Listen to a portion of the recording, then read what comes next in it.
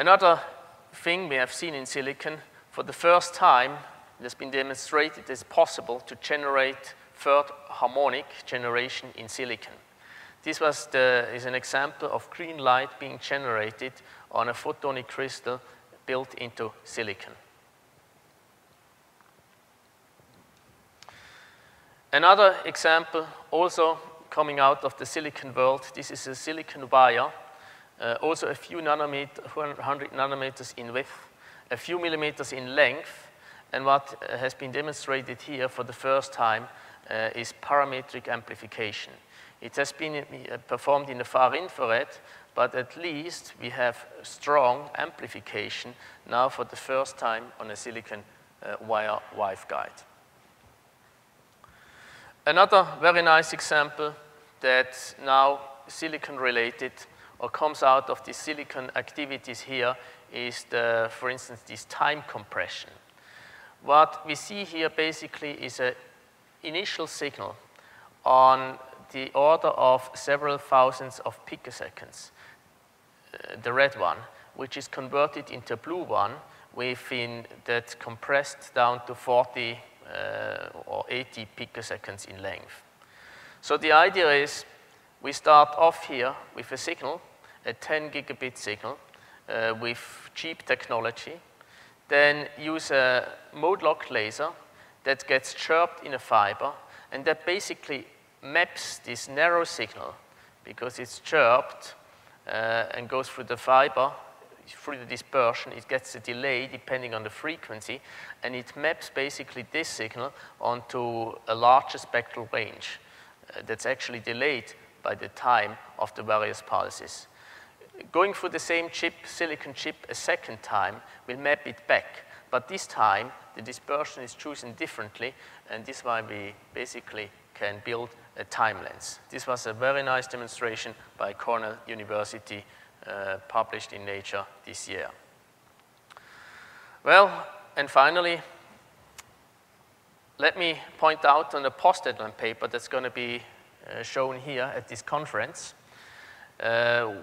We have Sun and Luxterra who joined up in order to demonstrate for the first time switching with less power.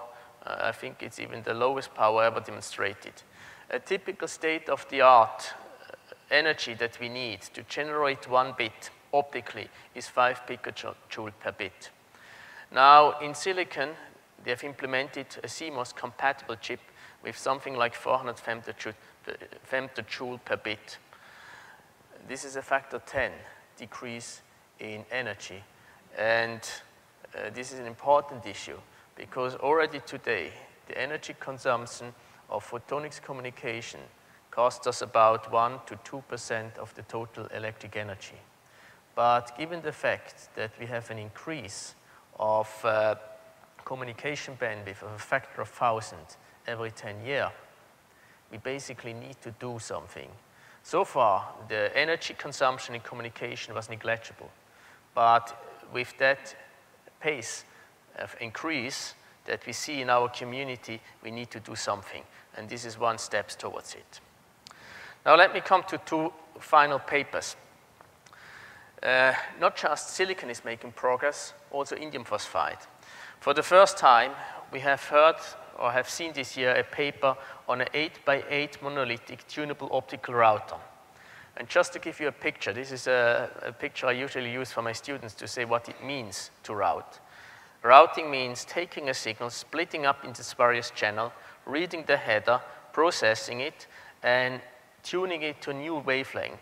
When it's tuned to a new wavelength, by going through a wavelength converter, then you need to map it to a particular output in space.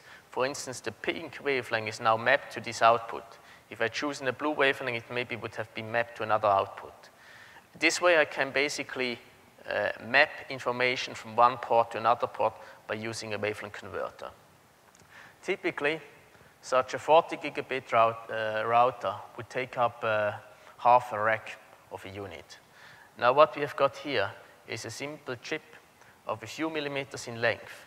It comprises 8 inputs, where the lasers is built on the chip, the wavelength converters is built on the chip, Amplifiers are built on the chip, all monolithically integrated. The space switch fabric is built onto it, and the processing can now be done on this small space.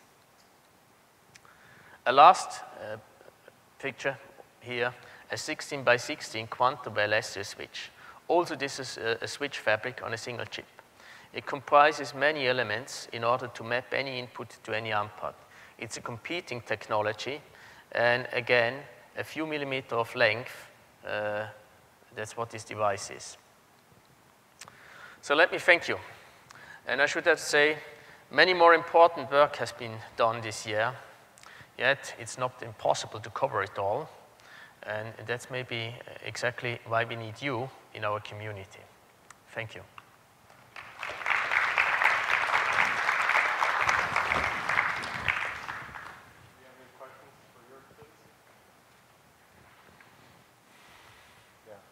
Do you want to state which camp you fall in terms of OFDM?